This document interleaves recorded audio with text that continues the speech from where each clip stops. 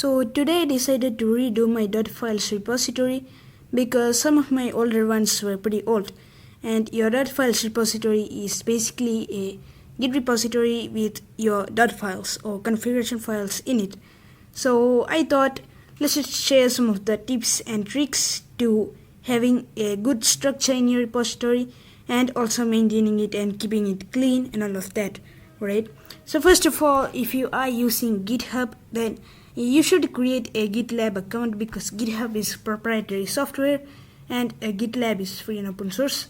So once you create a GitLab account, the way you create a repository, which we're just gonna do that from scratch, right? We're gonna go to the GitLab plus icon here, and we're gonna click on create new project or repository, and then we have some stuff here. So first of all, we can create stuff from a template if you want that, but what I'm gonna do is click on the blank project here, and I'm just gonna call this test project. And one of the cool things with GitLab is that you can actually have capital letters and spaces in your project name, and it will automatically convert that into the project slug, which is compatible with your URLs. And for the project URL, you probably want to use your username here. This is a group that I created when I first started out with GitLab and I didn't know much about it. And we can set the visibility level. Now most of the time you'll want to set this to public so that you can share your work, but for this test repository I'm going to set it to private because it's just a test repo. Well, actually let me just set it to public, doesn't matter that much. And then we have some configuration options here. First thing is to initialize this repository with a readme. Now basically GitLab will create a readme for us with a lot of stuff in it. We don't want that, we can create one from scratch. And we have some experimental settings that we can just ignore, and we can click on create project, right? And there we've got our test project here. And then what we can do is just head over to the project settings. So I'm gonna go there to the project settings, and what I'm gonna do is add a description. So I'm just gonna call it this is a test project, right? And that's just gonna be it. And you can even choose a file avatar if you want to. I have chosen a file image for my .files repo. If you want that, you can choose one. And usually you wanna choose a square image, not a 16 by 9 or something like that. The maximum file size is 200 kilobytes, so keep that in mind as well. And then we can simply save those changes, and it should save everything for us. Next, we're gonna just go to the project here, and what we wanna do is get a copy of this in our computer locally. So the way you do that is you just go to the code section here, and you click on clone with SSH. Now I'm gonna be using SSH in this video because I have it set up, and you can simply search the internet for how to generate an SSH key. A brief overview of how you do that: you just type in SSH keygen and a couple of options you need to enter in your Gmail as well, or email I mean, and then you can simply go to the GitLab settings, which is located here. It should be somewhere around your username. So if I click on my username here and go to the preferences, that should take me to my settings, right? Yeah, here it is. Here's the user settings. We can go to SSH keys, and we can have an option to add an SSH key. Then you can add your SSH key. I'm not gonna cover that in this video. Anyways, we're gonna go ahead and go to the SSH link, copy that, and then you're gonna want to have Git installed on your system. Now Git is available with pretty much any package manager, whether that's apt or DNF or pacman. On Arch Linux you use pacman, on Fedora you use DNF, and on Debian it's apt. So once you have Git installed, you can simply type in git clone and then paste in this link that you copied right here. And it looks like I made a mistake there, but you can just copy this link in here, click on paste, and it's gonna say cloning into this project. And if you have SSH set up, it's usually just gonna ask you for the SSH passphrase, which you need to enter in, and there you've cloned an empty repository. That doesn't really matter much because we're gonna add the stuff here later. Now the very first thing that you'll want in pretty much every repository is a readme. Now your readme can have any format that you want. You can have it written in org, which is the Emacs organization language, stuff like that, right? You can write it in Markdown, which is the most popular option, or if you're Linus Torvalds, you can just write it in pure text. And I'm actually just gonna write it in org mode, so we're gonna do readme.org, and I will open that up with our Emacs text editor here.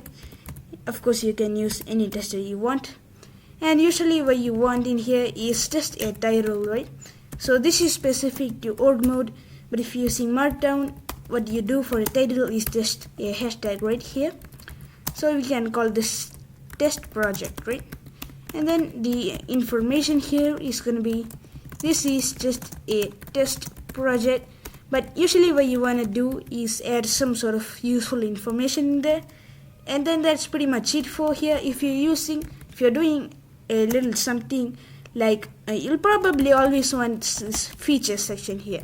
So if you're writing a program or some sort of dot files, then you can have that feature section.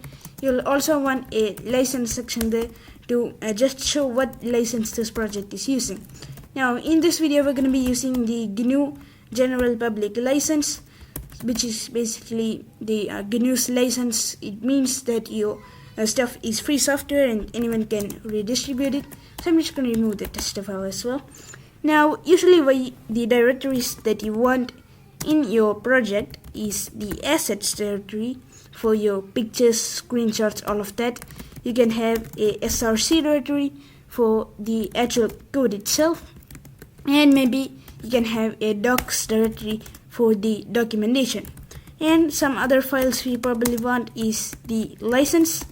And once you create the license, you can simply search for the GNU General Public License. V3 is the latest version. And then once you have that, you can simply go to this, which I will leave in the link in the description. And then we can click on the plain text format and click on here, click on and just copy everything and paste it in here. So we're going to go to that test project, license, paste this in, and there we go. Now we've got the GNU General Public License in here. That's pretty much it for the license. Now you're gonna want to start adding your code in the src directory, so like all of your code, right? And then you can add your screenshots, images, all of your assets in the assets directory, and your documentation for your program in the docs directory. Now when it comes to committing your messages, the commit messages usually have to be a really good message, because I used to have really not informative commit messages. So usually your first commit is called initial commit. You do that, you click on git push. I have an alias for that. And then you can simply enter in your SSH key, and it should push to the remote right here. So if I go to this project now and I reload GitLab, it should give me my readme and license. Now my src directories are actually missing here because they are empty. All of these are empty, and GitLab will ignore the empty stuff. So if I go to, let's say, src and I create some sort of file, then let's say I just echo hi into that file, and I do a git add again, do a git commit -m for the message, then it'll be like add. So you'll want to specify what the action is in this brackets here. Then you can do file, right? So you can do src file. That's it. So that's a clean little commit message, right? So you always want to have clean little commit messages like that. And once we do the push right here, when we reload this, it should show us that src directory. There we go. And then we can see that we have a good commit message. So if I go to the src directory, you've got that file right here, right, with the hi right there. And that's how you just keep a good Git repository. So right now, if I go to my .files repo, which I'm just going to give you an overview of this repository, you can see that it's got the assets with my screenshots, right? It's got the documentation here. The src directory is where the actual .files live. So you can see that I've got .config, .scripts, bash raka, all of that, right? Then you've got your gitignore. Now the gitignore file is basically a list of files that you want Git to ignore. You don't want Git to collect these files or anything. And I've just added some stuff here like the Emacs backup files, right? These are all Emacs backup files, stuff like that, right?